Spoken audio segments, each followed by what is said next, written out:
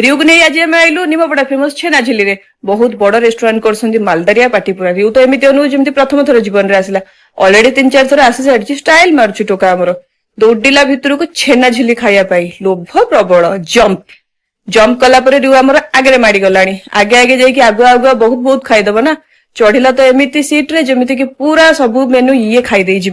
तार मन पड़गला तार गोटे वाच टीवी अच्छी वाच देखा जी घंटा गिफ्ट करते स्टाइल प्रबल आम टोकार आमर आज जहाँ भी अर्डर कर नाक टेकी आखि बुझी खाया बाध्य आम पाखे किसी ऑप्शन ना ता राजनीति आम चलु चला पुओ तो राजनीति चला आम तो ते सहया बाध्य जन्म जेहेतु कौनटा कर मुह पोछला एमती खाया पीया आरंभ है मुह पोछा पोछी चलला मो पुअर